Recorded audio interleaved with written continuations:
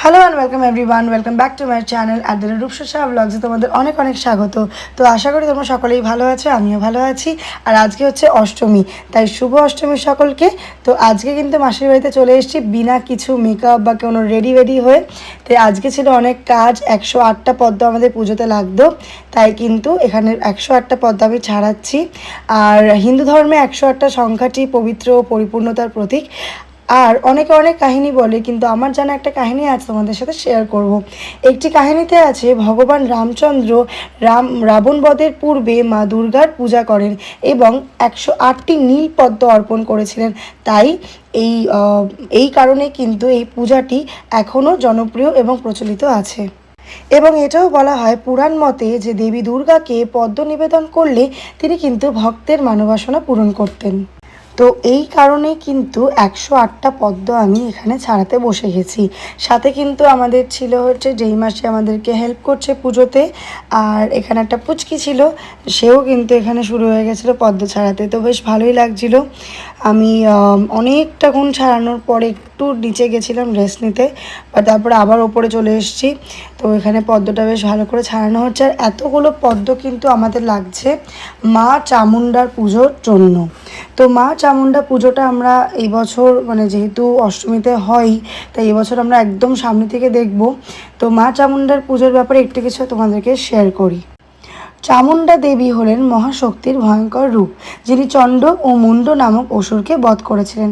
মহা অষ্টমীর এই পূজার মাধ্যমে ভক্তরা দুষ্টু শক্তির বিনাশ ও শুভ শক্তির বিকাশ কামনা করেন। এই চামুণ্ডা পূজায় দেবীর ভয়ঙ্কর রূপকে আহ্বান করা হয়, যাতে জীবনের সমস্ত অশুভ শক্তি কিন্তু দূর হয়। তো এরপর কিন্তু চলে এসেছিলাম হচ্ছে এখানে অঞ্জলি দিতে। তো এই যে আমার মাসি, তো সকলের সাথে বসে গেছি অঞ্জলি দিতে। আর এই যে আমার মা, তো এখানে আছে সবাই।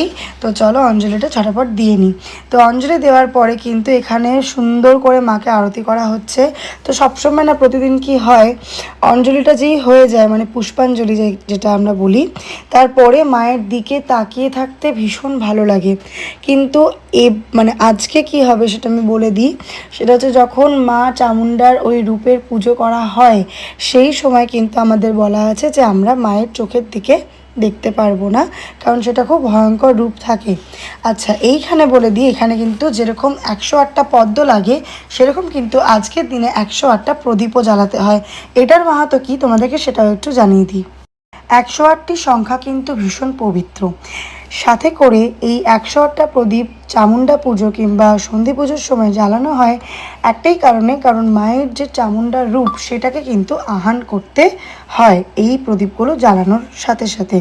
তো বিশেষ করে 108টি প্রদীপ জ্বালানো হতো কারণ ভক্তদের মনোবাসনা যেটা থাকতো সেটা হচ্ছে অশুভ শক্তি, তারপরে শত্রু বিনাশ, এগুলোকে কিন্তু আমরা একদম নির্মূল করার জন্য এই 108টি প্রদীপ কিন্তু জ্বালিয়ে থাকি। এরপরেই হয় হচ্ছে আমাদের পঞ্চপ্রদীপের আরতি। তো পঞ্চপ্রদীপের আরতিটা তোমাদের সাথে একটু শেয়ার করলাম আজকে।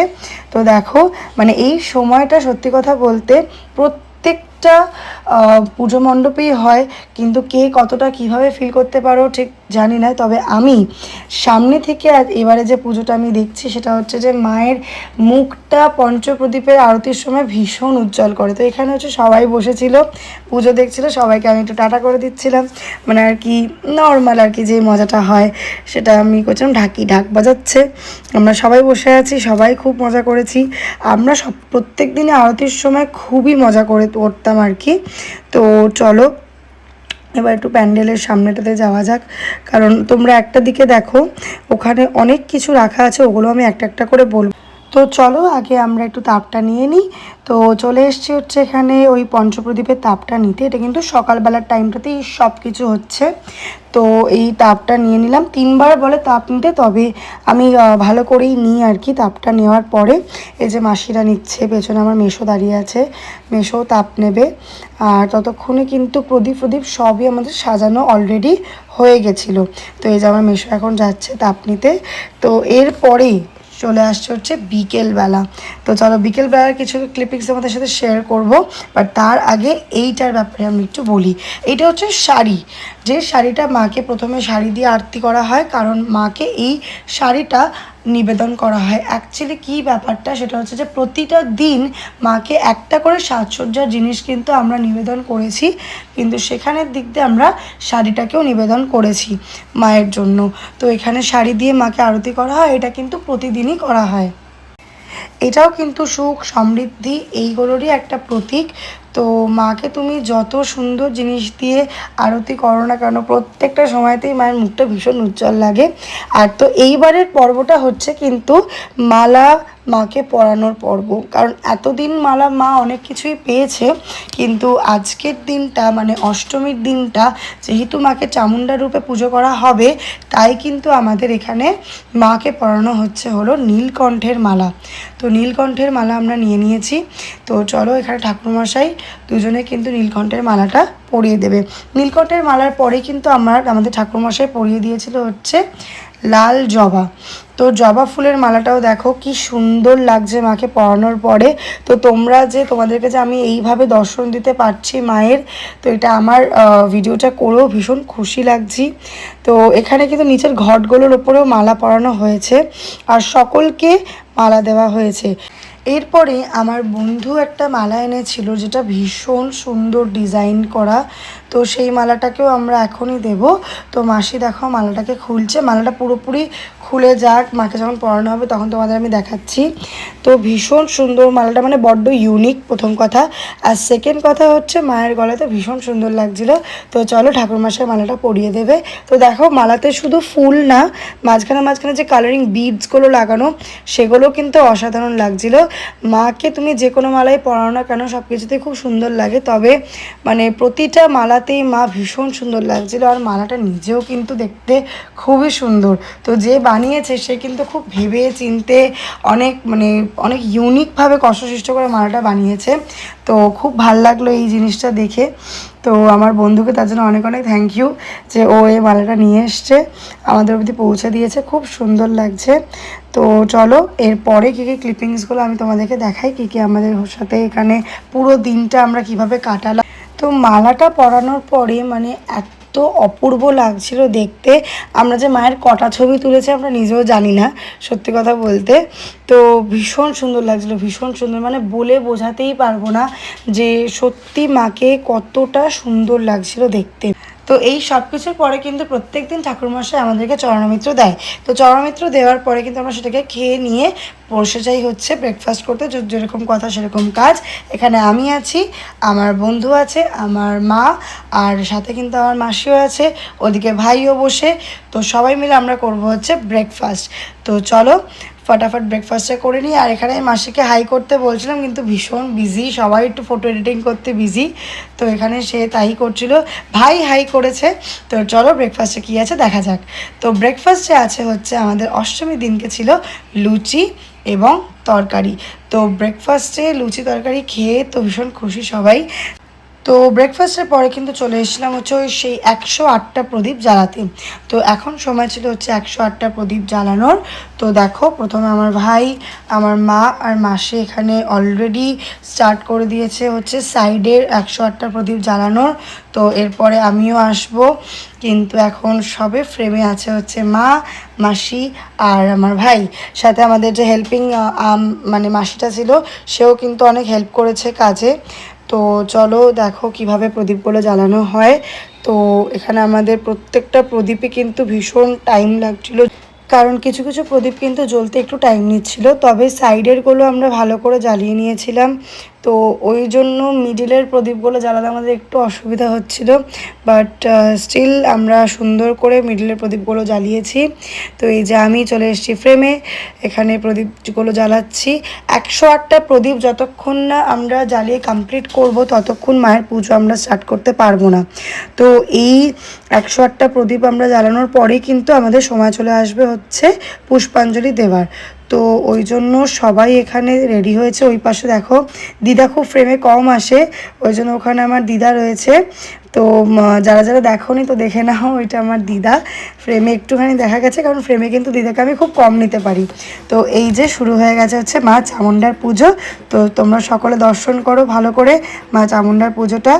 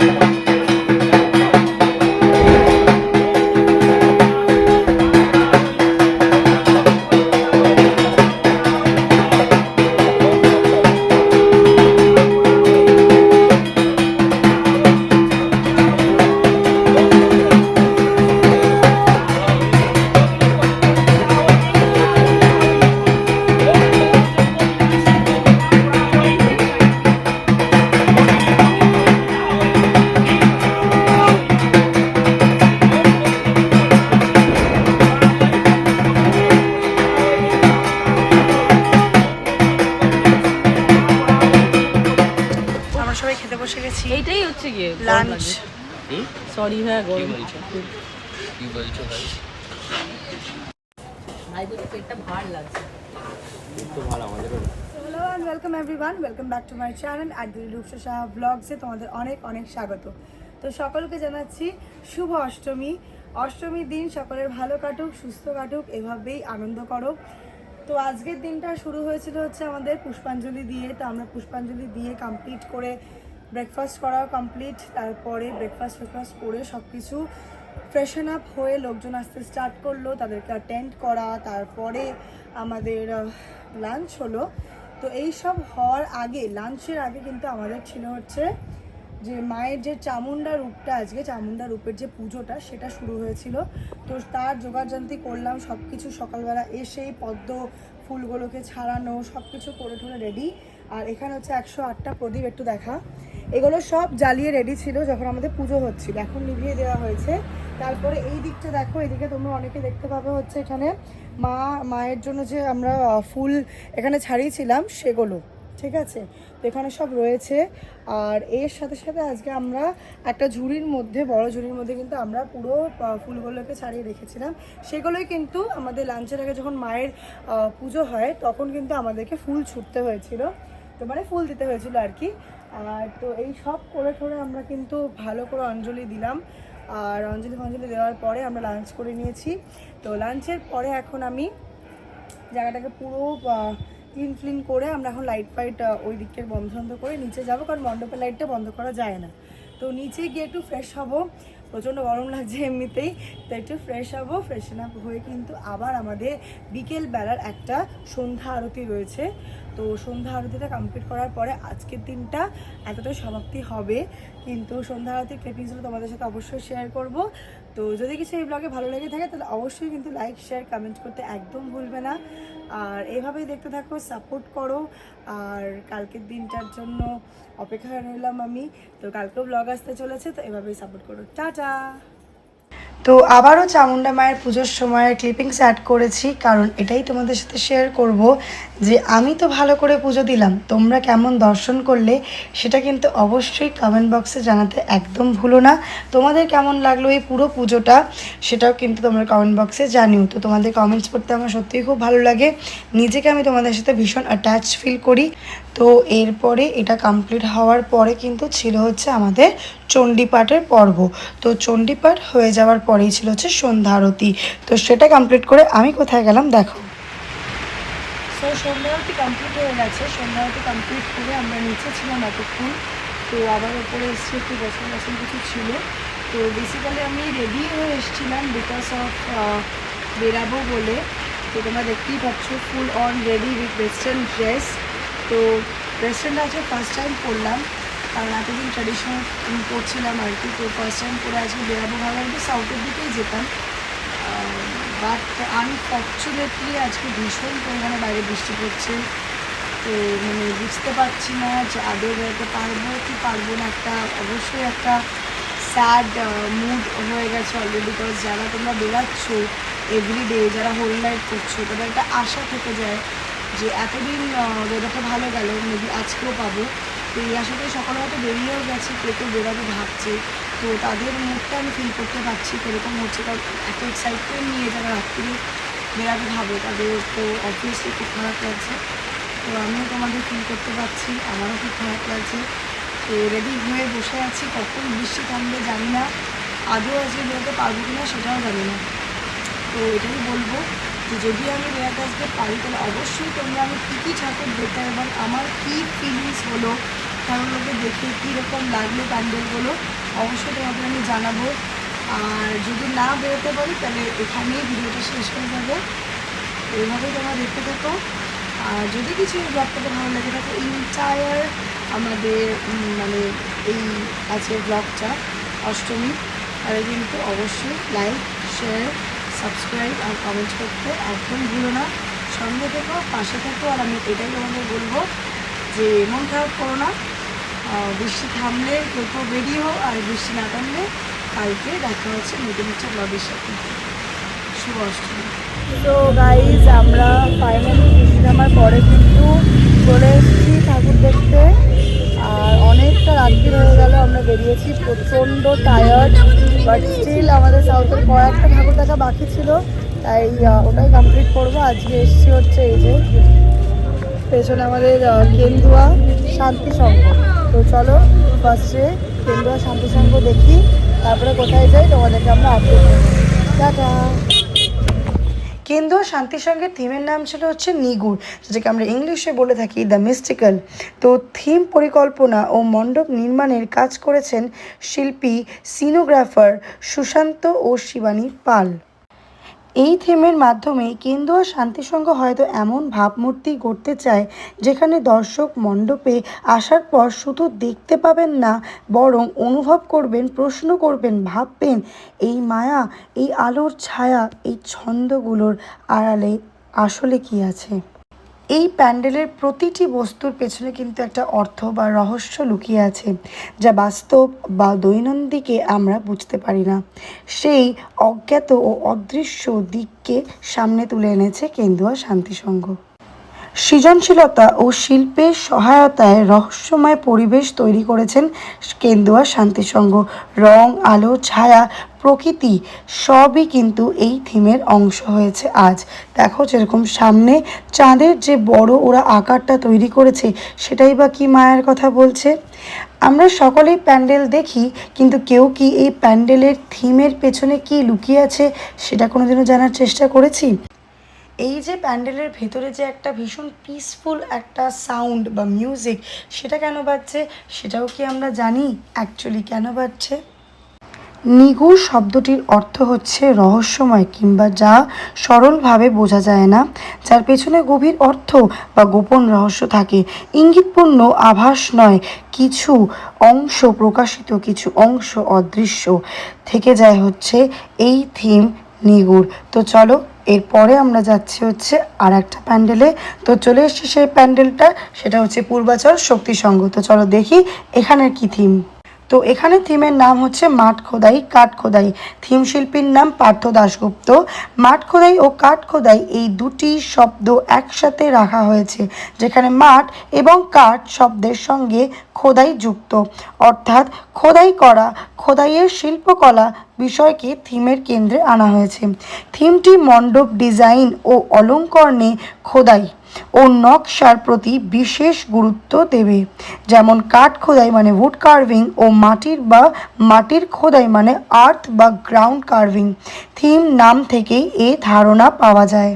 তো প্যান্ডেলের ভেতরে কিন্তু আমরা সেই চিহ্নই দেখতে পাচ্ছিলাম যে কি সুন্দরভাবে ওরা যে উড কার্ভিং আর যে গ্রাউন্ড কার্ভিং সেই জিনিসটা কিন্তু তুলে ধরেছে। প্রতিটা শিল্পী যে খুব বিখ্যাত এই জিনিসটা নিয়ে, যেটা হচ্ছে কার্ভিং, তাদের কিন্তু এখানে প্রত্যেকটা মূর্তি এবং তারা কি বানিয়েছেন সেটাও কিন্তু এখানে রাখা হয়েছিল। তো প্যান্ডেলটা ভেতর দিয়ে অনুভব করতে ভীষণ ভাল লাগছিল। মাঠ, যেটার সাথে আমরা বুঝি ভূমি, সেইটা যখন ওরা নকশা কলায় আনে তখন তাদের কাছে কতটা সুন্দর লাগে সেটা কিন্তু তারা আমাদেরকে এখানে তুলে ধরেছেন। এই নিউ জেনারেশনে কিন্তু অনেকেই আর্ট বা ক্রাফট অ্যান্ড কার্ভিং বা হবি পেইন্টিং এই জিনিসগুলোকে কিন্তু খুব একটা মূল্য দেওয়া ভুলেই গেছে। তো ওই জন্যই এই প্যান্ডেল পূর্বাচল শক্তি সংঘ বড় একটা ট্রিবিউট দিয়েছে মাঠ খোদাই কাঠ খোদাইয়ের মাধ্যমে সেই সব শিল্পীরা যারা একটা দিন তাদের এই রকম সুন্দর ইনবিল্ড স্ক্রিপ্টিংয়ের পেছনে কিন্তু সময় খাটায়। তো তাদের জন্য বলি যে অনেক অনেক সুন্দর সুন্দর কার্ভিংসের সম্মুখীনও আমরা হয়েছি। তো এই প্যান্ডেলটা দেখে আমার তাই মনে হলো, এই যে দেখো সামনে একটা আমরা তোমাকে স্ক্রিপ্টিং দেখাচ্ছি, সেটা হচ্ছে কি সুন্দর, দেখো প্রতিটা স্ক্রিপ্টিংয়ে ভীষণ সুন্দর, প্রতিটা কার্ভিং ভীষণ সুন্দর। তো মাঠ খোদাই যেরকম ভূমির সাথে জড়িত, সেরকম কাঠ খোদাইও কিন্তু আমাদের উডের সাথে জড়িত। আর প্যান্ডেলের এই দিকটা ছিল মায়ের মূর্তি। তো গাইজ আমরা এখন কেন্দুয়া দেখে স্ট্রেট চলে এসেছি হচ্ছে পূর্বাচল শক্তি সংঘ। তো এইখানে আজকের থিম মানে এবারের থিম হচ্ছে কাঠ খোদাই মাঠ খোদাই। তো এই ব্যাপারটা আমার ভীষণ ভালো লাগলো। কেন্দুয়ার স্ট্রাকচারও খুব সুন্দর হয়েছে। এবছর নিগুড় যে থিমটা ছিল, তো ওটা তো সুন্দর, বাট পূর্বাচল শক্তি সংঘ হচ্ছে একটু ইউনিক একটা ব্যাপার, ভীষণ সুন্দর যে ব্যাপারটা তুলে ধরেছে, যে আর্টিস্টদের যে শিল্পটা ভীষণভাবে এখানে তুলে ধরা হয়েছে, একটা ট্রিবিউট দেওয়া হয়েছে এইসব হার্ডওয়ার্কিং আর্টিস্টদেরকে যারা প্রতিটা কাজ ভীষণ সুন্দর করে আর নিখুঁতভাবে করে। তো আমার খুব ভালো লাগলো এই প্যান্ডেলটা দেখে। তো চলো নেক্সট কোথায় যাই তোমাদের সঙ্গে শেয়ার করবো, এভাবে দেখতে থাকো। তো চলে এসছি হচ্ছে রাজডাঙ্গা নবোদয় সংঘ। তো এখানকার থিমের নাম ছিল হচ্ছে প্রশ্ন, যেটাকে আমরা ইংলিশে বলে থাকি কিন্তু কোয়েশ্চেন। এখানকার শিল্পীর নাম হচ্ছে দেবাশিস বাড়ি এবং লাইটিং ডিজাইনে ছিল হচ্ছে প্রেমেন্দ্রনাথ বিকাশ চাকি। তো এখানের থিমটি কিন্তু তুলে ধরেছে হচ্ছে কসমিক মানে ভাবধারার ও অন্তর্ভুক্তি, যেখানে নক্ষত্র গ্রহ প্রভুক্তির প্রতীক ব্যবহার থাকবে। এখানে দেবীর মূর্তি থেকে শুরু করে শিবলিঙ্গ এবং স্টেজের ডিজাইনটিও কিন্তু আকৃত হয়েছে হচ্ছে ভাবসাগর মানে সৃষ্টির সমুদ্র। ব্যবহার করা উপাদানগুলো তোমাদের একবার বলি, সেটা হচ্ছে লোহা মানে আয়রন, বাঁশ, কাপড় ও রং সামগ্রী যা প্রকৃত ও শিল্পের মেলবন্ধনকে কিন্তু তুলে ধরেছে। তো এই ছিল রাজডাঙ্গা নবোদয় সংঘর দুর্গা প্রতিমা, যেটা ভীষণ সুন্দর লেগেছিল আমাদের। এরপরে আমরা কোথায় গেছি দেখে নাও। তো চলে এসেছি চক্রবিড়িয়ার সার্বজনীন দুর্গা উৎসবে। এখানে থিমের নাম হচ্ছে প্রথা। থিমটি মূলত প্রথা বা রীতি রেওয়াজ, অর্থাৎ যা প্রচলিত সামাজিক বা ধর্মীয় নিয়ম রূপ প্রথাগত অনুশীলতাগুলো সেগুলোর অর্থাৎ বা প্রভাব। চক্রবিড়িয়ার সার্বজনীন দুর্গা উৎসব তুলে ধরেছে সমাজে মেয়েদের প্রতি কিছু প্রথাগত রীতি, যেমন আদর্শ, নিষেধ, দায়বদ্ধতাকে প্রশ্নবৃত্তি করা হয়েছে এবং পরিবর্তনের চেষ্টা করা হয়েছে। থিমের আরেকটা সাইটের নাম কিন্তু ওয়েন ট্র্যাডিশন মিটস রিফ্লেকশন। এর অর্থ কিন্তু ভীষণ গভীর। আর এই যে জ্যান্ত দুর্গার যে প্রতিছবি তোমরা দেখতে পাচ্ছ এখানে, সেটা কিন্তু একটা সিলিকন ডল, আমি আগেই বলে দিই। তবে এই যে রিয়েলিস্টিকের সাথে যে মেলবন্ধনটা আমার জাস্ট অপূর্ব লেগেছিল। থিমের সব থেকে মেন হাইলাইট ছিল হচ্ছে এই যে জ্যান্ত দুর্গার যে আইডলটা, সেইটা আমি লেন্সে ফোকাস করছি কারণ প্রথমে আমিও গিয়ে তাক লেগে গেছিলো আমার চোখে যে কি করে সম্ভব। তো পুরো প্যান্ডেলটা ঘুরতে ঘুরতে চলে এলাম হচ্ছে দুর্গা প্রতিমার সামনে। তো থিমটি শুধু সামাজিক বার্তা নয়, শিল্প ও ডিজাইনকেও অনেকভাবে কিন্তু এখানে গুরুত্ব দিয়েছে। তো এর মাধ্যমে আলো ছায়া কিন্তু আমরা সবটাই ফিল করতে পেরেছি। তো কেমন লাগলো একটু জানিও গাইস। আমাদের কমপ্লিট, ঠাকুর দেখা আমাদের কমপ্লিট। এরপরে আমরা এখন বাড়ি যাচ্ছি। তো শেষ করলাম হচ্ছে চক্রবেড়িয়া ক্লাব দিয়ে, তার আগে দেখেছিলাম হচ্ছে রাজডাঙ্গা নবোদয় সংঘ। রাজডাঙ্গা নবোদয়ন সংঘ দেখে চক্রবেড়িয়া দেখে কমপ্লিট করে এখন আমরা বাড়ি যাচ্ছি। অলমোস্ট ভোর হয়ে গেছে, প্রচণ্ড টায়ার্ড। বাড়িতে গিয়ে ঘুমাবো অফকোর্স, আর জানি না কতটা কি ঘুম কমপ্লিট করতে পারবো, অ্যাজ বিকজ আমাদের আবার ওই বাড়ি পুজো আছে। তো চলো এখানেই ব্লগটা এন্ড করছি। আর কেমন লাগলো, সকাল হয়ে গেছে, তাই জন্য শুভ নবমী সবাইকে। আর কেমন লাগলো রাজডাঙ্গা বা চক্রবেড়িয়া, দুটোই খুব সুন্দর আর ভালো লাগলো দেখে। তো চলো কোনটা কেমন লাগলো প্লিজ কমেন্ট। তোমাদের কেমন লাগলো যদি তোমরা দেখে থাকো। তো চলো এখানে এন্ড করলাম ব্লগটাকে। শুভ নবমী, নতুন ব্লগের সাথে দেখা হচ্ছে। বাই।